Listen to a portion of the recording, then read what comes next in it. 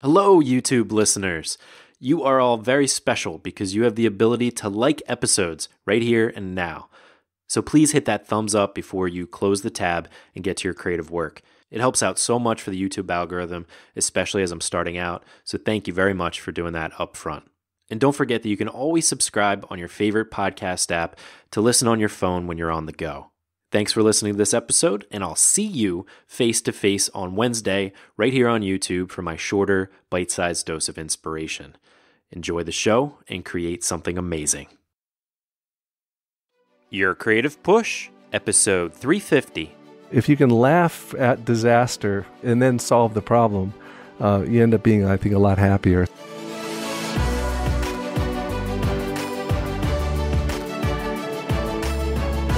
Welcome to Your Creative Push, the podcast that pushes you to pursue your creative passions. I'm your host, Youngman Brown, and my guest today is James Gurney. James is the artist and author best known for his illustrated book series, Dinotopia.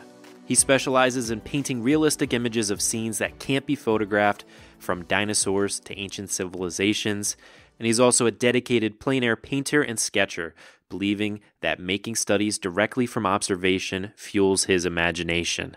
And he comes on the show today for a jam-packed episode full of value for you. He shares how he started as an illustrator and working for National Geographic, and how the vast world of Dinotopia was created out of a few simple paintings. He shares his experience and also his take on art school, the wide range of fields that young artists can enter, and the importance of artistically challenging yourself, trying new things, and seeing how other people solve problems differently than you do. James talks about drawing the ordinary and how a sketchbook can be a time machine, and why he tries to fail as much as possible, but also to experiment and finding that balance.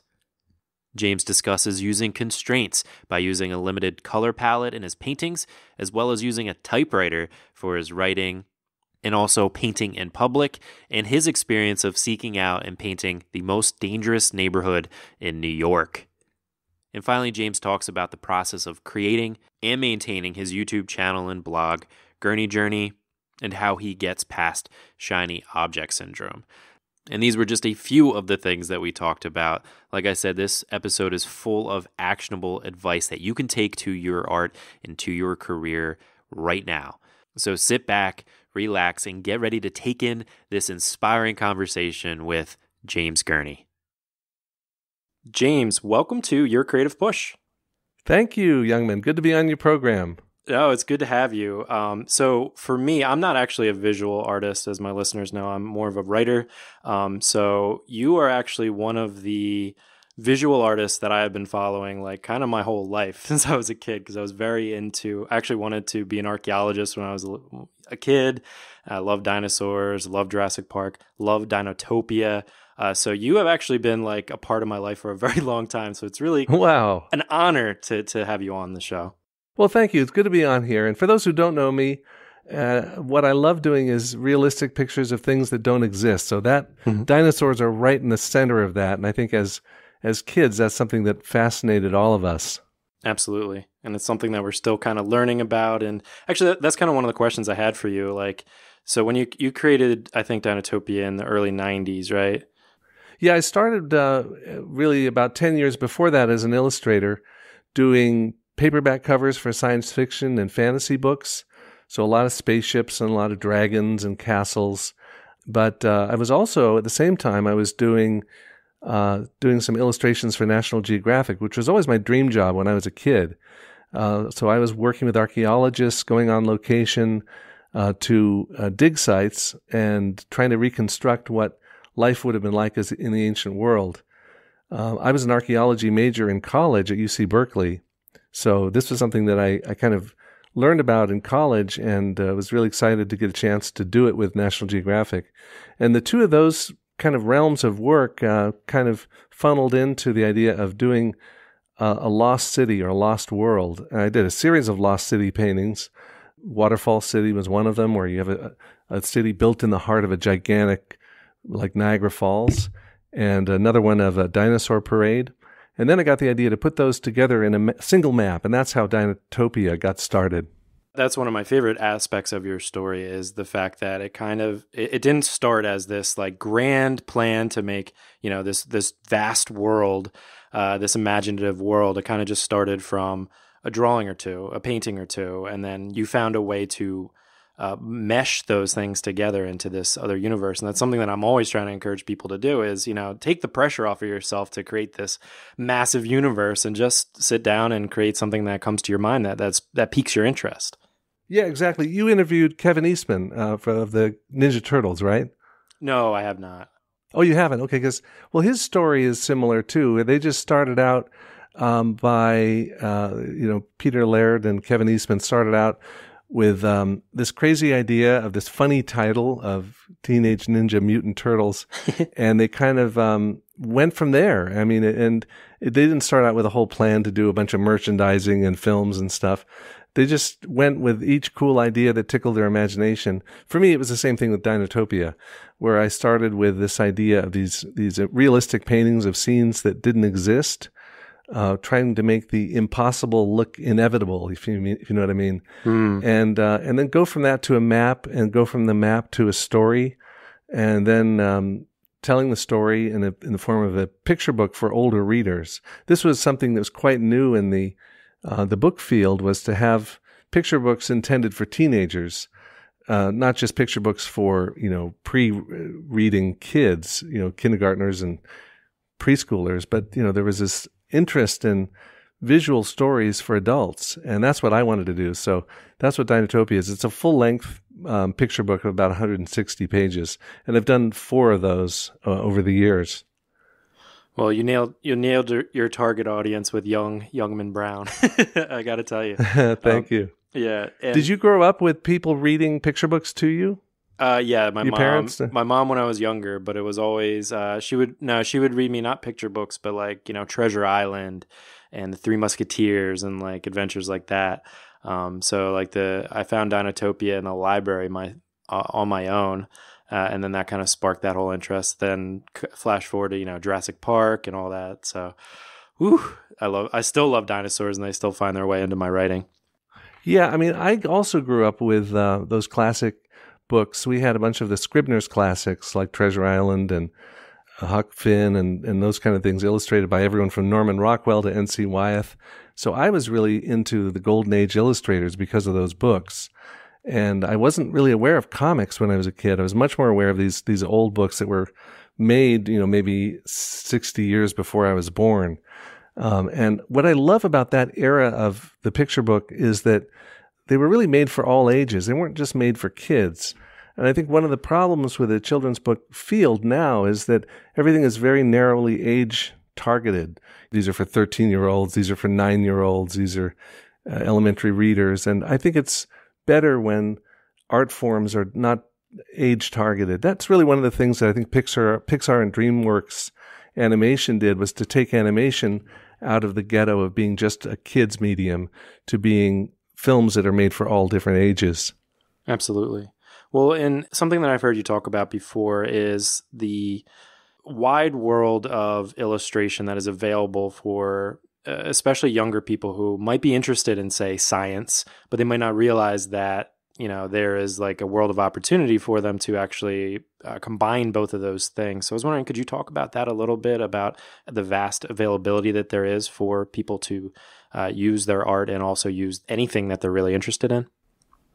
Yeah, I'm glad you asked that question, because I think it relates to another question, which is for people breaking into the field with students who say, the art industry is so competitive. And so what advice would you give to new artists to make them stand out? And one answer I often give them is just what you suggested, which is that there are areas of the visual field, scientific illustration is one of them, toy design is another, where you can combine your interest in science, let's say, or product design or pop culture with your interest in drawing and painting. So you don't have to be a concept artist. There's that is a bit competitive to get into that area, but there's a lot of other areas like that. Medical illustration. There's about 4 or 5 different postgraduate schools which specialize in the kind of training you need for assisting surgeons and doctors in illustrating cross sections of the body. They still need artists for that. Some are digital, some are traditional media. But that's a field that art schools rarely talk about at the undergraduate level. But a lot of students come into that field with some interest in science, and it's a very good field to be in if that's what interests you. Right. And I know that you, obviously you went to school for archaeology, but you also had a stint with art school. Could you talk about that? Yes, I left after getting my undergraduate degree at Berkeley. I really was just taking all kinds of liberal arts subjects, and I really believe in that. In the college years, those are the times you can take classes in any subject you want. Dip your toes, so to speak. Yeah, get your toes in the water and, take a little bit of things that you're not that familiar with, a class on poetry or astronomy or paleontology. And I just got familiar enough with the introductory level classes at Berkeley to fall in love with a lot of other fields. And they ended up being part of my illustration work unexpectedly. But then I went on to art school in Southern California, and I think I was expecting art school to be more like dissecting cadavers or working from casts. And I think there are a lot of schools that teach those traditional skills now, but they really weren't available back then. There were a few really good courses. There was one on perspective by Ted Youngkin that I had in school, and there was a few really wonderful painters. But I realized that I could learn more by going to the zoo every day and by going to the Natural History Museum, because I wanted to do animals. There were no classes on animal anatomy or animal drawing. So I just sort of enrolled in my own classes, left art school, and I was soon hired by an animation studio to do background painting. And that's really where I got my education. I had tried at the Disney studios, the Don Bluth studios. Neither of them were hiring, but Ralph Bakshi, it turns out, was just starting a film, kind of a sword and sorcery film called Fire and Ice, co-produced with Frank Frazetta. And I had admired the work of both those guys, and along with a friend of mine, we just kind of talked our way into saying, oh yeah, we're background painters, we can paint the whole movie for you, not realizing that normally an animated film has 5 or 6 background painters, because you've got about 1,500 paintings to do for an average feature-length animated film. So anyway, we had to paint about 11 paintings per week each, and so it was a lot of painting. And I was not an experienced painter. I wasn't experienced with color, so I had to kind of learn on the job. And you can kind of see the learning curve when you look at Fire and Ice. Well, yeah, and that is so interesting too, because on the podcast we talk a lot about, even in a sketchbook, the period of a sketchbook, seeing like the difference, or looking back in your Instagram feed 2 years ago and seeing the difference and how that can be inspirational. But yeah, even just one film, seeing the learning curve, that's impressive. Would you suggest that to students or to young people today, especially in like with the internet?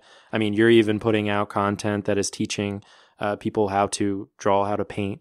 Would you suggest that kind of, the Gurney University, like, making your own university as opposed to necessarily, waiting for a university to make a curriculum for you? Just go to the zoo instead? Well, there's definitely pros and cons. I mean, obviously, if you're going to teach yourself, you have to be able to push yourself into areas of discomfort and of taking risks and trying new media, because I think we all tend to fall into a certain slot of what we do well. I mean, when you go to your sketch group with other artists and you're drawing from the model, don't we all tend to use the same media each time and do the same kind of thing?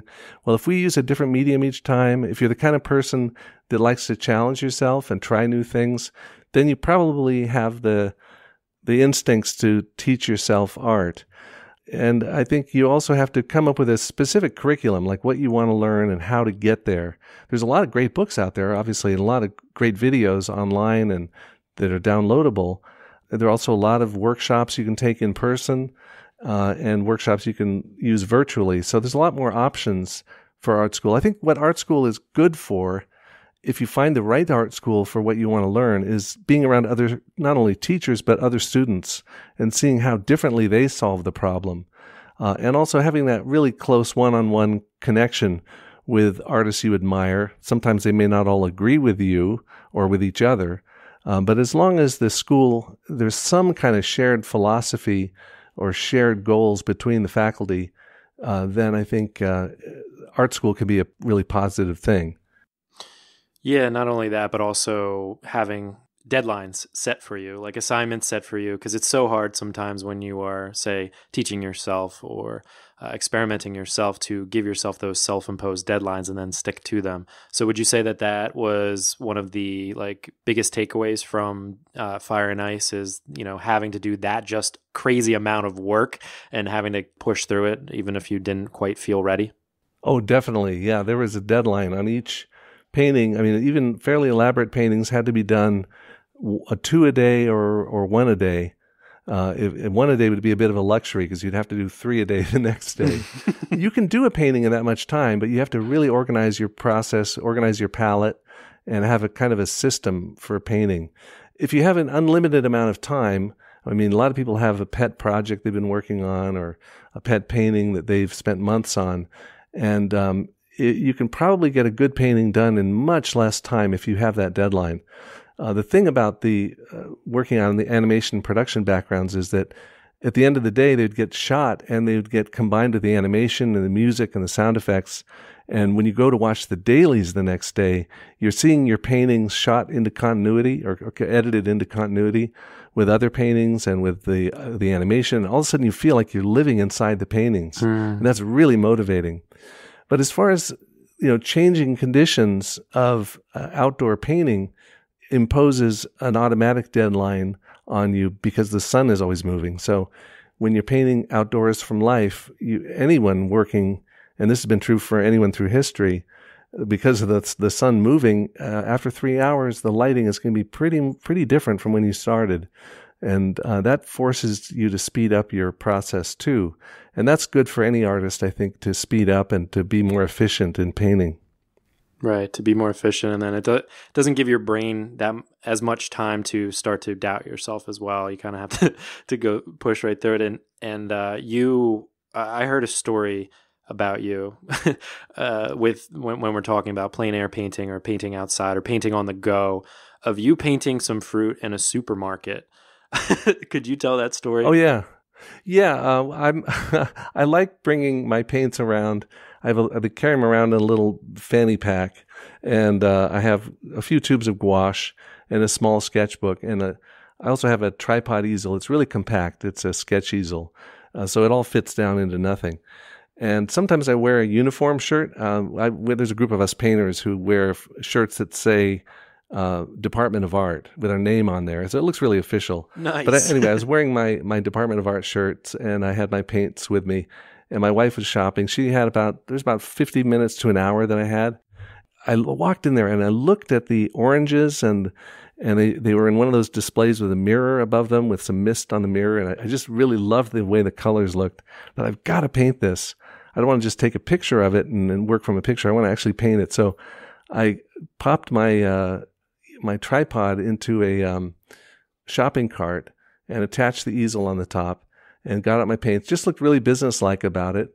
And I thought, I'm going to get shut down here in 5 minutes by the manager. But what was really weird was I went for 20 minutes, half an hour, 40 minutes. Nobody said a thing to me, not the staff and not the customers. I just went to work and got the painting done and met up with my wife. And then I was talking with a guy who works at a market. He said, oh man, if you're wearing a uniform, you can do anything you want in a supermarket because I didn't think about this, but the supermarket is staffed by all these people representing the companies, the bread companies and the pastry companies, and they're all restocking shelves in their uniforms. So if you're wearing any kind of uniform, you just look like one of those guys. And so anyway, I got lucky that time. I've been kicked out of places plenty of times before and had lots of disasters painting. So maybe you could tell one of those stories, but like the inspiring thing for me with that is like, especially as I'm starting to create YouTube videos, like the act of carrying a camera around and talking to the camera seems like such like an egocentric thing. But it's really not that big of a deal. There is no, for the most part, like police, like art police that are going to be out there saying, no, like art cannot be created here. And like, who are you to do this? Like, I think the imposter syndrome comes into play in a big way when it comes to going out in public and painting in public or drawing in public. And I think once you can kind of give yourself a little bit of practice doing that, doing your creative thing out in public, and taking the risk of having somebody come up to you and ask you about it, and realizing like, oh, they're interested. They're not going to like yell at me. They're not going to make fun of me. Right. They're jealous even. Yeah, usually people admire what you're doing, the fact that you're out there. I mean, I think we all tend to assume that they're judging you harshly, but really, I think in most people's hearts, they're just really excited to see that there's an artist working and they're curious to know what you're doing. But I've found, and this is maybe the answer to this whole problem, is if you're painting things that artists don't usually paint, like parking lots or, dumpsters or the backs of buildings, there's never any other artists there, and people aren't used to seeing artists there. So if you set up with your easel, people just don't know what to think. They don't know what you're doing. I was painting a Blockbuster video sign with a kind of a crummy restaurant behind it, and no one would ever want to paint this. But people would. The only guy who stopped his car, he said, "What are you doing? Do they pay you to do that?" And I said, no, I'm just painting this Blockbuster. It's going to go extinct someday, like the dinosaurs. And he said, no, Blockbuster will always be around. I said, well, who knows? And sure enough, it has become a nostalgia thing. But the places that I have the hardest time finding a subject is when I see a bunch of antique fishing boats, the kind of things artists always paint, or, the south of France or Tuscany in Italy, and all these kind of scenes that artists go to for their workshops. I go there and I'm thinking, I can't paint anything here. Get me a dumpster or get me some kind of old delivery van or something. That's what I want to do. And I think that there's a whole world of unexplored subjects that we're just not painting. If you flip through a catalog or a magazine of plein air painting, it's almost hard to find a single car. But look around our world and there's cars parked everywhere. And they're fantastic subjects. They're difficult to paint, but they're great subjects. And I think that we're just not seeing them, or we're not painting them. We're not sharing our love of them. And that's something that really motivates me, is to just pick ordinary stuff in my own world within that 15-mile radius of where I live, instead of going on this endless, faraway tour looking for something exotic. Now, do you think that whole thing, because I agree with you that it seems like people are painting the same things, people are writing about the same things, instead of looking towards the ordinary. I love the ordinary, just like the everyday kind of moments, like for writing, like with me and my wife, or just, an observation at the restaurant. Do you find that people maybe are creating or are magnetized sort of to like the extreme beauty, let me go to Paris to paint the Eiffel Tower. Like, is that because everybody else is doing it, or like, do they lack an original vision, or do they lack maybe the confidence to dive into their original vision, or think it's too plain maybe? Well, I certainly can't judge what's in other people's minds, and I've done my share of paintings on tourist trips, too. And there is definitely a value to painting exotic subjects. I love the Orientalist painters of the 19th century and how they went to these faraway places and brought back these scenes of what they saw. So there's not one thing better than another. But I think I was influenced by Andrew Wyeth and the way he talked about his inspiration being all within Chadds Ford, Pennsylvania, and this area in Maine where his family would go, and to use those as kind of the universe that he created his art in. And I don't think I would have enjoyed Andrew Wyeth as much if he just went, to picturesque places to find subjects. I mean, in fact, he and his dad, N.C. Wyeth, used to joke about these Sunday painters who'd come tromping into the Brandywine Valley to bag a landscape, as they would say. And they didn't know any of the places the way Andrew Wyeth knew, or the people that he painted. He really knew these people well, and all their foibles and all their unique qualities. And he knew every building that he painted well and had been all through each one. And I think there's a real value to that, to paint. It's just like writers always say to each other, write what you know. And I think that's true for artists too. We don't need to, maybe the coronavirus is a good thing. It keeps us all closer to home and closer to our original inspiration.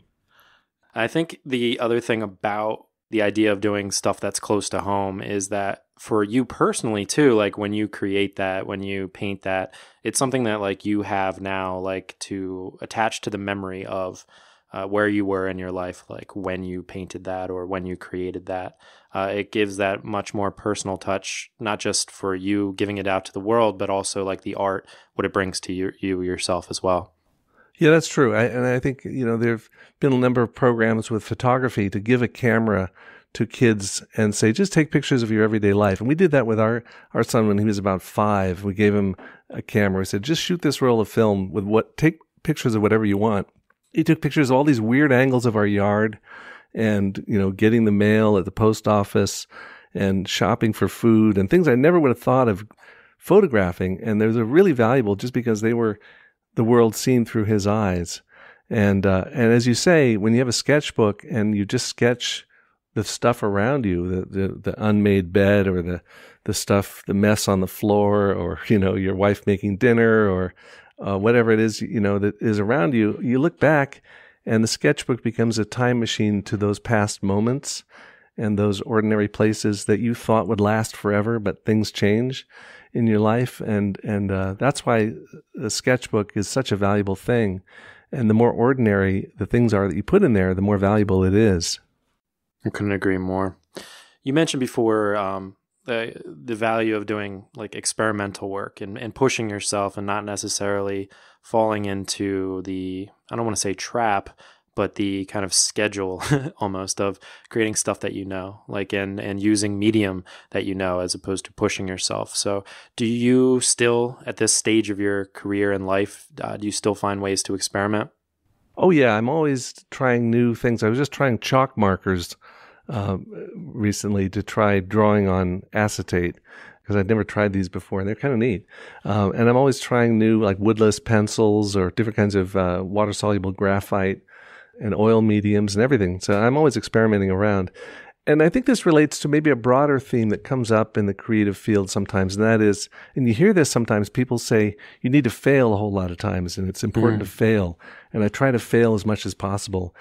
And I remember I asked this question to my first cousin once removed, Dan Gurney, who was a race car driver who passed on recently. And I said, what do you think about this, Dan? Do you ever hear people talking about how important it is to fail? And he said, well, in my line of work in race car driving, failure is not a good thing.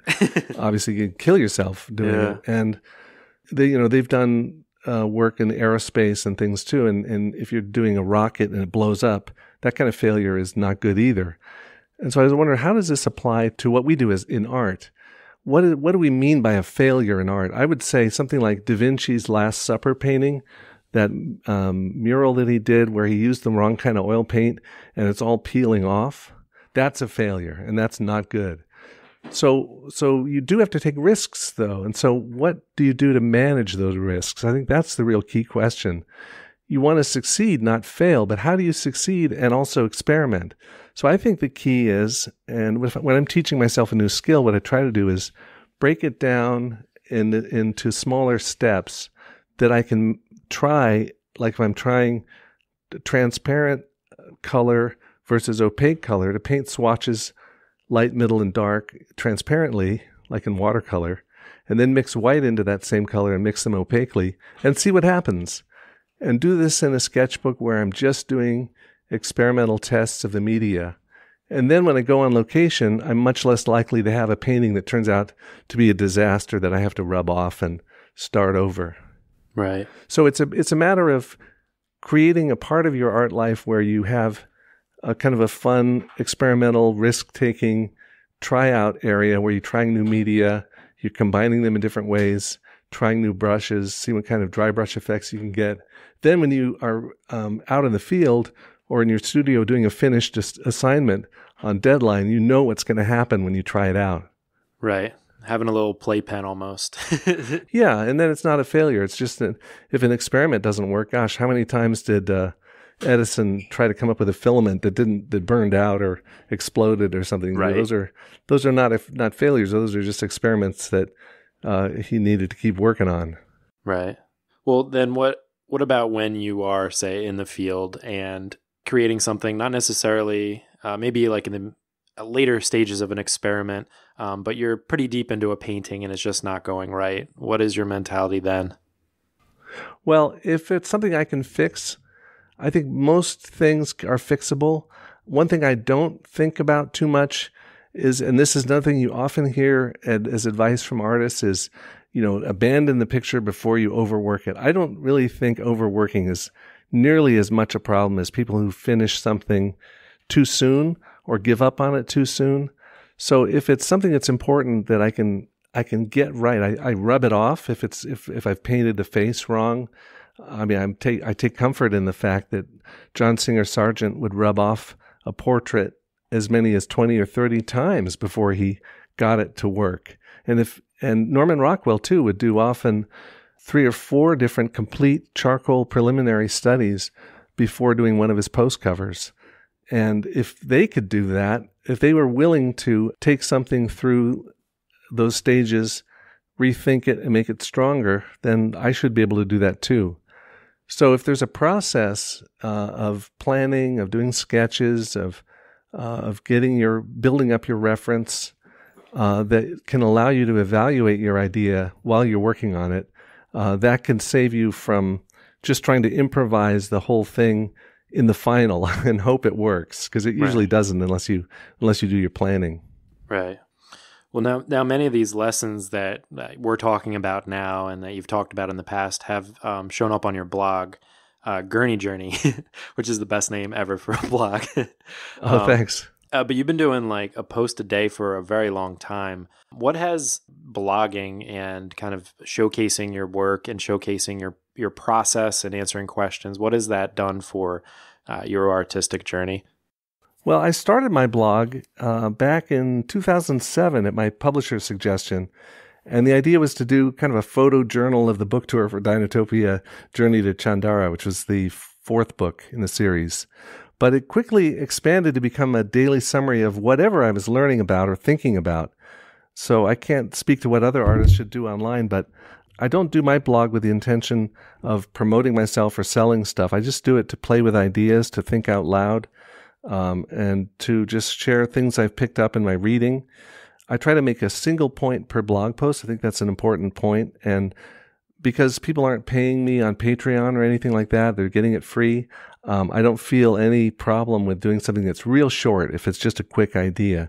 People are busy. They don't want to read any more than they have to, and they shouldn't. You shouldn't write any more than you need to in a post. So some of my blog posts are long and some of them are super short. Today I had one about the white rabbit. So I just read about when my wife was making breakfast, and this was a group of sculptors, of women sculptors who worked in the 1893 Columbian Exposition in Chicago. And the story was that the guy who was organizing these decorations for the horticulture building couldn't find enough people to help him with the assistants. All the guys were busily employed working on other parts of the exposition. But he had some students at the Chicago Art Institute. They were women students. So he asked the director of work if he could hire them. And the guy said, "I don't care if you hire white rabbits as long as you get the job done." Mm-hmm. And so the women called themselves the White Rabbits, and they did a super job. And at the time, it was very unusual. It was unheard of, actually, for people to hire women at the time. So I ran across that story, and I thought, oh, this would be a great blog post. So that's why I do it. It's kind of makes my learning process, my reading process, accountable by sharing it with others, and I always learn things from the blog readers. So it's definitely an exchange. Right. And, talking about community, it's so important to build a community and be able to get that feedback. And you're on YouTube as well, and you put out some really great content on YouTube. So what are there any differences that you see with the audience that you get from your blog and then from YouTube? Like, what is the experience of kind of communicating with your audience been on both of those platforms? Well, the medium is different, writing versus doing videos. But speaking of community, how the blog community helped me with launching the YouTube channel, I did a post where I just asked the readers, what are some of your pet peeves about art instruction videos? And what are some of the things you like about them? I think I got about 80 different comments, and they were all really valuable. People said, show your palette, show what it is you're looking at so that we can see how close your art is to what you're looking at or what changes you're making. Don't show your face except just a quick cut maybe, a few seconds. I really took that one to heart. No one wants to hear you talking endlessly, so you can just go to switch to voiceover once they know. But it is good to show the face just briefly so that people know who they're listening to. Right. Little things like that. If you're doing time lapse, people said, don't just put music underneath it. Put the sound of the environment that you're in. There's no reason you have to have music to fill that dead audio of a time lapse. And mix time lapse with real time or slow motion. So anyway, these are all insights that I got just right off the bat by asking people what their opinion was. And it really helped guide me when I was launching my first videos. And the rest of it has been a learning process. I mean, I think I got really enamored with establishing shots and dolly moves at one point, and someone said, enough establishing shots, let's get to it. You know, YouTube gives you really helpful analytics too, and they give you a chart of engagement, meaning like how many people of the original 100% stay with a video. And, about half of them drop off no matter what your video is within the first 10 seconds. But then if there's any part of your video where you become boring or something, you can see it dropping off there. And then you can go to that actual second of the video and find out what it was you did or said that turned people off. So it's really great to have this kind of feedback and to have this audience that grows around whatever it is you launch. Yeah, as I'm getting into YouTube myself, the analytics are just out of control. Like for anybody who, likes to count how many followers you have or comments or likes or anything like that. Like if you're on YouTube, it's that times like 1 million, because you can find every type of demographic. And like you said, just like when people are dropping off, but it is super useful, but you can also fall into that wormhole of overexposure, so to speak. What's been your thought process for getting into YouTube, and what are the goals you're setting for yourself? So one of my goals is to have like shorter bite-sized things that people are actually searching for, like how to beat artist block, or how to get past the fear of the blank page, or just things that I'm going through that are, not necessarily worthy of like an hour-long podcast episode, but, like 5 or 6 minutes, I can, kind of like you said in your blog post, teach one thing or inspire on one aspect of it. That's kind of the mindset behind that. But it's interesting to see then, like, I already have, just from uploading my episodes, I have over 2,000 subscribers, but how few of those actually end up getting the notification that I just uploaded a video. It's a little demoralizing, actually. Yeah, I mean, it's every time you upload a video, you want the maximum number of people to see it. And the algorithm, it seems to be optimized for recency. So if it right when it's released, it gets more exposure. I mean, we're all slaves to the algorithm god, and the algorithm, whatever it is a bit of a mystery. They did say that they changed from featuring content that had a lot of views to featuring watch time. So that has made, I think, more people, I just remember when they started YouTube, there were a lot shorter videos and more to the point. And since they featured watch time, you get more 12 to 15 minute videos where there really isn't that much content, but they're padding it out to that length in order to get more watch time. And I think it's still, despite that, I think it's still better to, like you're saying, to focus it on your point and keep it short if you don't need to have that much time. Right. Well, speaking of that, then when you make instructional videos or videos where you, like you said, you do the painting and then you do a voiceover, kind of explaining your mindset, explaining what you're doing. What has that process been like? And does that change or affect the way that you paint? That's a good question. Let me talk about the process first. Mm-hmm. What I try to do when I go on location is take a camera with me and a tripod, ideally, so that the camera I don't have to hold it in my left hand. I've had some where I've done that. But and then I shoot usually a combination of real time and time lapse, trying to capture the key moments of the painting. If I'm doing a lot of busy work on a painting, like painting grass or something, then time lapse is actually a better way to get that across. But when you're laying in a big wet wash in the early stages, there's a lot of things that are happening that are worth capturing. I don't do my voiceover while I'm painting. A lot of people are good at demoing and they can talk perfectly fluently while they paint. But I find that that's cognitive overload for me. Mm-hmm. And so I need to just think about painting, and doing the shooting has become almost automatic. I think I have in the back of my mind kind of a shot list, some kind of establishing shot, some shots of the motif, a couple of reverses to use in editing, where I'm shooting back toward me from the front, where you can't see the painting, because then I can use that at any stage of the edit. And then, a few close-ups, a shot of the palette, so people know what colors I put out. So with all those little elements, I throw them together into the edit and come up with something at the end, back in the editing. And then I do the voiceover after assembling the whole thing. The voiceover may give the impression that I'm very conscious in a verbal way of rationalizing every step. But honestly, when I'm actually painting, my brain is sort of like a mush or a stew of random thoughts. And as you say, some doubts and some, oh gosh, this isn't going to come out, or, I don't know if this will work. And so, when you do a voiceover, you're able to say, well, here's what I was really trying to think about.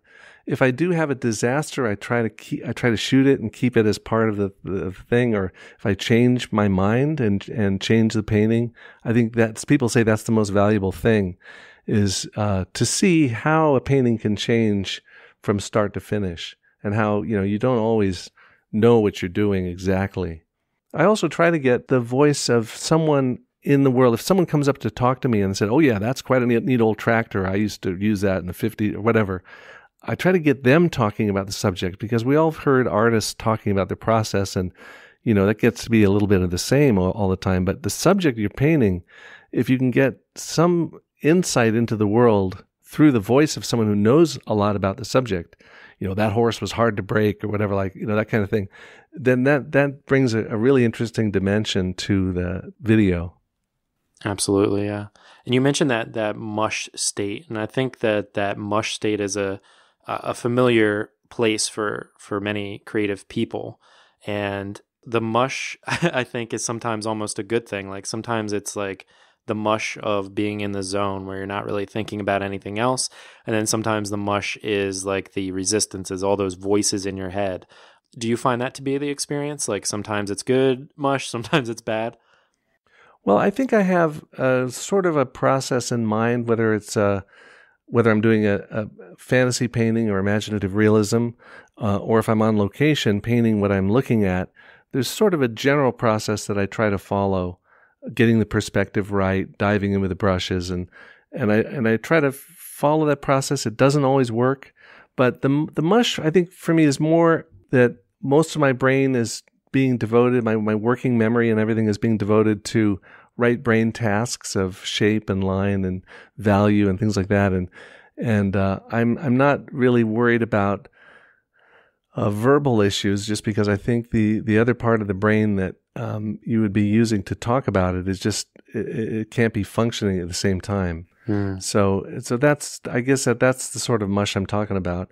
As far as as doubts and things like that, I just try to manage those. Usually it helps to be with other artists and to hash your way through it and talk about what you're looking at, saying, wow, the light's changing and that wall of the building is about to go into shadow, and I'm going to have to pick a moment here with this changing light. I don't want to chase the light effect from 1 second to another. What are you doing on yours? And just kind of that sometimes helps. One time a group of us from the Department of Art went painting. We wanted to paint the most dangerous neighborhood in New York. So we checked with the police departments, and they said, well, Newburgh, New York, and Landers Street, it's known as Blood Alley, and the cops don't even go there. So we said, let's go painting there. So my God. we said, we got our easels. We all got out there. We didn't know what was going to happen. All the tennis shoes were hanging off the wires, and the buildings were all burned out. But what's funny is that people came out of all of the apartments, and they started talking to us. And they said, nobody's ever... we've never seen any artists here. This is great. And the kids came out and they wanted to draw, so we handed them pencils and stuff. And people were super nice. And I've never been in a place where people were nicer to painters than there. It's kind of funny. I think it's because, well, we were with a guy who worked with a lot of the local guys to do mural painting, so he got a certain amount of respect. That helped. But I found that often when you go to places, the only place I've been kicked out was in fancy, expensive neighborhoods where we had paint outs. And I tried to go to the marina, and they said, no, you can't have any artists here. I think some artists have been kicked out of Barcelona, Spain, just because there's just too darn many of them. Right. And places like Venice or, Florence, Italy, also have had problems with too many artists painting. So if you just go anywhere else, you're fine usually. Wow, yeah, that makes sense. And it's funny how it's the opposite of what you'd think. In that neighborhood, you're completely fine and in fact embraced, yet in the hoity-toity, kicked out. Yeah, people like artists usually. Yeah. So one of the big discussions on this podcast is the idea of diving into your interests, but also not getting too distracted with shiny object syndrome. So I was wondering, just for you, and in terms of like balance with, your YouTube videos, a daily blog, the actual paintings that you're doing, like everything that you've got going on, do you ever feel like one distracts the other, or like how do you balance all the things that you've got going on? First of all, can you explain what's shiny object syndrome? I've never heard that before. Shiny object syndrome is I've never heard that.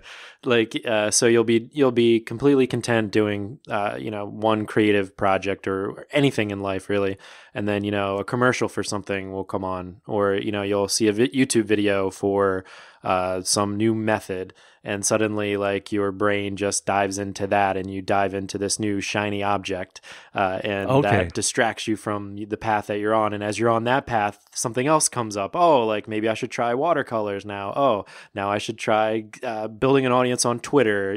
Whatever the next thing is, it's like you're always kind of chasing that shiny object. Okay, I get what you mean. Well, the internet has become optimized for controlling our attention. Yeah. And attracting us with whatever little subjects we're interested in, presenting all these great videos to watch and all these interesting, provocative comments. And that is compelling. I think when I started out with the internet, it was probably from 2007 to 2012. We didn't have internet at home. We had to go to the library for it.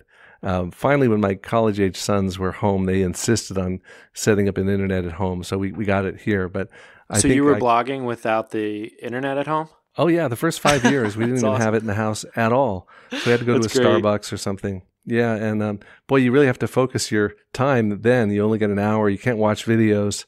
Yeah. And it's almost a good thing. Yeah. And you got to write if you're going to send emails, you got to write them offline and then copy them over and send them in the email format. So that's probably a good thing. There's always distractions, and I think we all have to make peace with the demands that are made on our attention with this new world of the internet. I've had to adjust to it just like everybody else. But as far as if you just stay within art itself, there are always new materials at the art store. I probably feel what you're talking about the most when I'm looking at, wow, that's a new kind of medium. I have to try that out. You can't get carried away. I think one thing that helps if you're interested in trying new media is just get black and white to start with and try to do some grisaille paintings so that you can see how the paint feels transparently and opaquely, how it works with thick impastos and how it works with glazes. And you can get a lot of feel for a paint with black and white. And then if it's someone who's learning to paint for the first time, like if they're going from digital to physical paint, or if they're just going from drawing to painting, that's another thing that just working with a limited palette to start with, or just black and white to really begin, gets you over the hurdles of trying out a whole new thing. Because we all know that, I went to visit a friend who works as a curator at the Yale Center for British Art, and he had this collection of watercolor sets that were owned by people in the 19th century. And most of them were untouched. And you could tell that even then, people were given these gift sets of watercolors. They were beautiful, but they were mostly unused. And we all have, sets of paints and palettes and easels and things that we've been intending to use, but we've never gotten around to. I think it's good to simplify your means. With color, there's so many colors to choose from that what I do is I take and I constantly change my set of colors in my kit that I take out.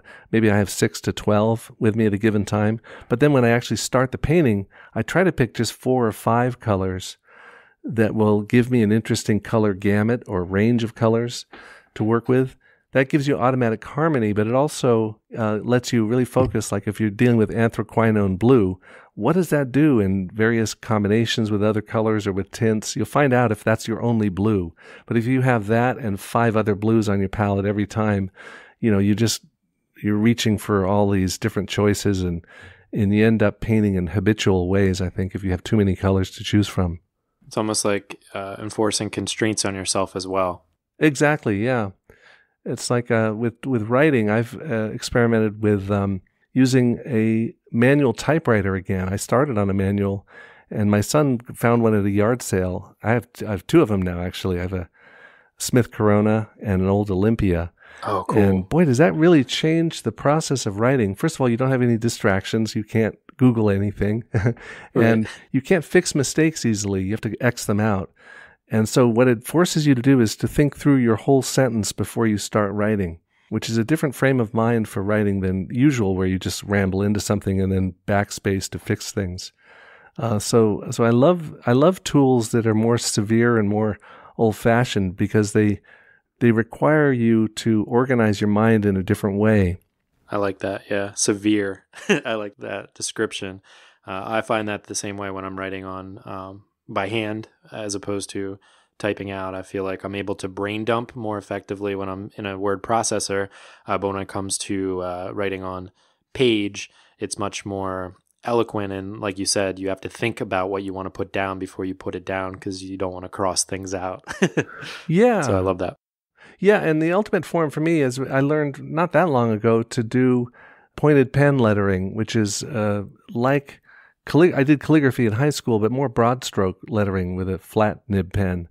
But pointed pen lettering is more like copperplate or round hand, where you have a steel nib or a quill nib that responds to pressure. So on the downstroke, you push a little harder, and you can get this wonderful thick and thin slanted lettering. It was kind of the ancestor of cursive writing and the Palmer method. And wow, that really, when you write a letter in that form and you kind of get into the rhythm of it, it helps you to understand what the framers of the Constitution, where their heads were at when they were writing down the plan for this crazy country they were setting up. And it would probably do anyone, politicians, business people, administrators, a lot of good if they had to handwrite everything in the dip pens. The tools do affect the way we think very strongly. And I think as we enter an age of AI and we have tools that can aid us in thinking or in knowing where we are and where we're moving in the world and help us make decisions, and we have to think, what do we do ourselves? What agency have we left for ourselves to do? And what tools do we really want to use for communicating with each other? These are really fundamental questions that I don't think we're asking enough out loud. And maybe podcasts are doing that. And I commend you for running a podcast, because it lets you go into much more depth than you could get in any other setting. Yeah, absolutely. And I commend you for coming on the show today, because we were able to get really in depth with you and your process. So I thank you for coming on. Oh, you bet. Before we let you go, though, could I ask for what we call the final push? And that's where I ask you to reach through the microphone and grab the shoulder of one of the listeners that you've already really inspired today, and just give them your best final words of advice and push them to pursue their own creative passions.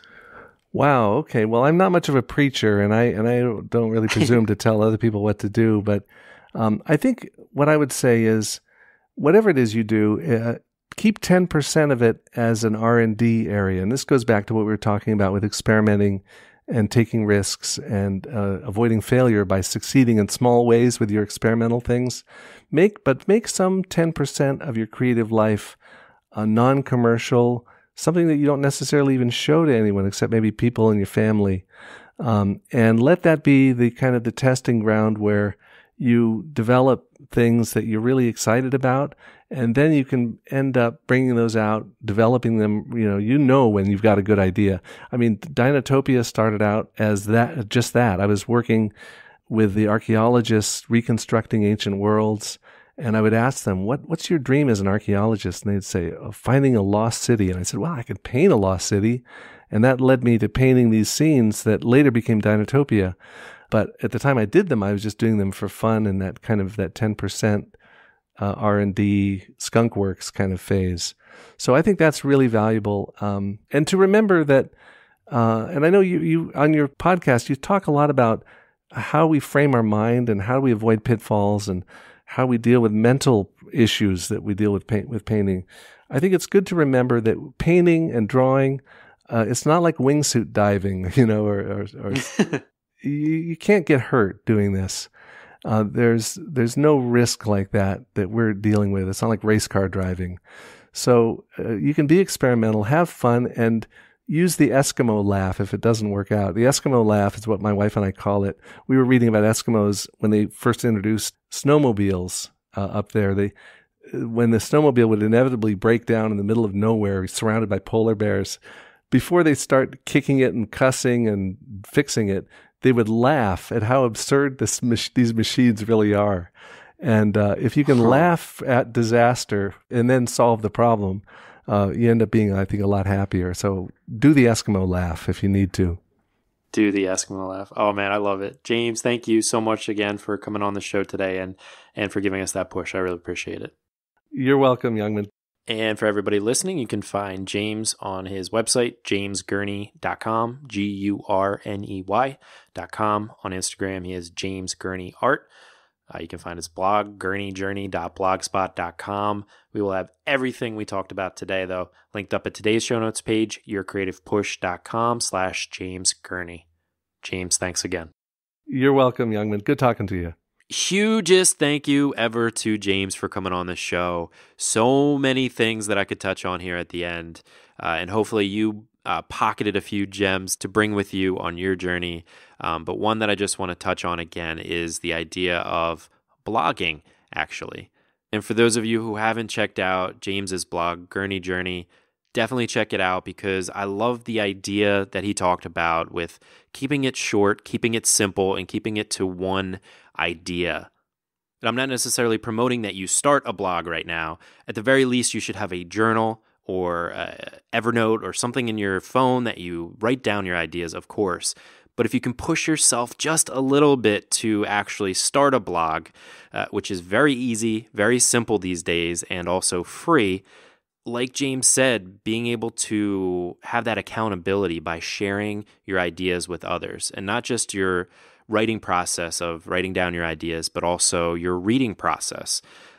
When you take in information by simply writing it down, by hitting publish and sharing it with others, once you get it down, it solidifies it as an idea that you can carry around with you for a conversation or better yet, for your art. I know when I read something new, I am very good at forgetting it. I was a good student back in school because I could retain information, and it probably lasted for about 48 hours max before it just disappeared into the ether forever.